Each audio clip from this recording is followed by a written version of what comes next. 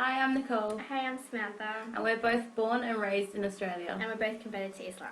Now we're going to tell you a bit about our journey. So I'm going to start off with asking Samantha some questions about Islam, and she's going to answer me and see how it's influenced her life. So I'm going to ask you first off, how did you learn about Islam? How did you come across Okay, Islam? well, as you know, like in the media, there's sort of negative things about Islam. But, I didn't sort of pay attention to that. And one of my friends was a Muslim. And so I just started wanting to know more about the religion and, get to know it a bit. And,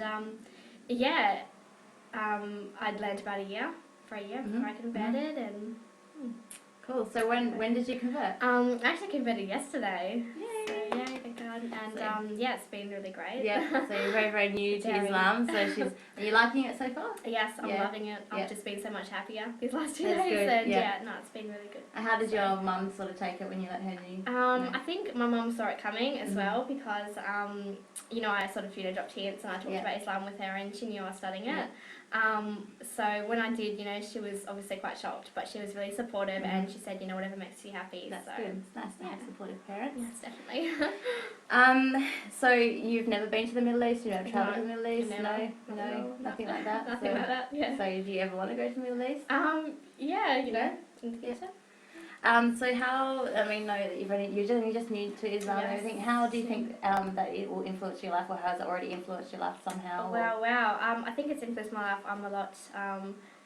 I guess when you have that faith, you look at life, in a different way, and the things that you do, the way you talk, everything. It's like it's a way of life. So everything it's influenced. Rather than just sort of a religion that you do on something on Saturday or Friday. Yeah, exactly. Or whatever like that. Just like one day and just forget about it. No, nothing like that. Yeah, definitely. So, that's cool. So what do you think? How do you think Islam has influence on women's lives compared to men? Do you think it oppresses women, or do you think it liberates women, or how do you feel about that sort of thing? Actually, most of the converts to Islam is from women. Yeah. Women. So no, actually, I was one of those girls that I'd walk around in my little boob tube and my short shorts and everything. So I've been there, and I believe that's oppressed. Right now I can control who looks at me in that way. I'm covering. You cannot see my body, and I think that's very liberating for a person as well.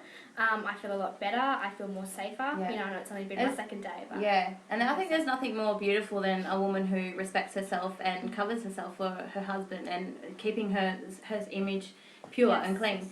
And I think a lot now. I converted to Islam also about 5 years ago, and I found that it has liberated me a lot. I feel that.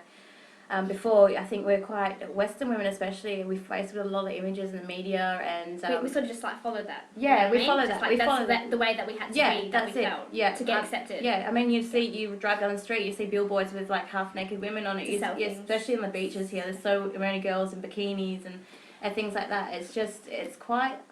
There's a lot of pressure on young girls, on magazines and that, to be skinny, to be thin. That's why a lot of teenagers are getting bulimia and anorexia and everything because they're telling us that for a guy to love us or to be accepted, we need to dress like that and to be beautiful. Yeah, to be beautiful. And also, I noticed a lot of things as well, and being non-Muslim before. I was obviously raised in an atheist background, so my parents did not believe in God.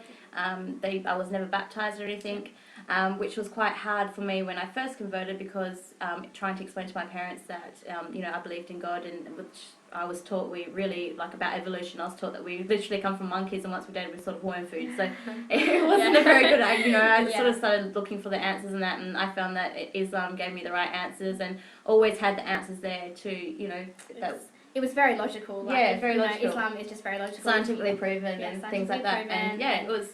it has really, I think it's both liberated us very much. I know me, it has given me a lot more confidence in myself, a lot more self-respect and drive. I think we work in the inside more than the outside nowadays. Yeah. It's not just about how we look. When you wear a scarf, I mean, and Islam's not just about the scarf, but for a woman to wear a scarf, it's forces people to respect you for who you are rather than what you look like. Because just respecting yourself, people respect you. Yeah, so that's it. And also, people don't see, what colour our hair is or anything like that. Only our husbands and our closest relatives get to see that. So, I think that's really, really good. It is definitely. So, well, I'm actually from, as Nicole mentioned, she's from an atheist background. I'm actually from a Catholic background, and yeah, you know, a lot of the things that I didn't believe, you know when you actually find a religion and you want to see the logic in it, you want someone not to just say, just believe, you know, you want to see why. And I found with, you know, being Catholic, you know, they say believe in, for instance, Jesus is the Son of God. You know, I don't see the logic in that, you know, and you have to pray to Jesus, you have to pray to Mary, and you're not praying to God. And that's something I really did understand as well. So, you know, Islam for me, as soon as I heard, you know, you believe in one God, that captured me because it was just like, you know what, that's true. I mean, how can you deny that? That makes sense. So that's it. Yep. And always, I think with you know, with Islam, like if you can't drink alcohol, you know, you ask someone why, and it's not just because you can't, because it's forbidden. They had an answer why. I mean, why can't you eat pork? Because this is the answer why. Because, you know, pork is unclean to us.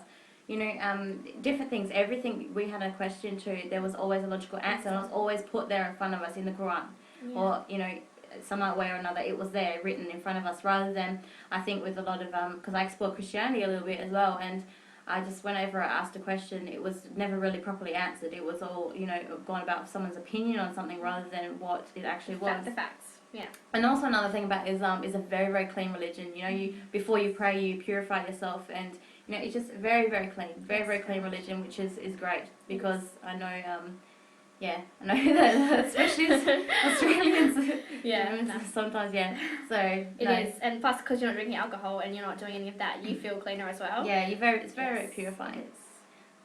So that's a little bit about us, and stay tuned for more videos, and we're sure to put some more out, and our journeys about Islam, and we want to hopefully put out some things about other people's perspectives on Islam and in Australia as well, because you know, I know there's the growing population is getting bigger, isn't it?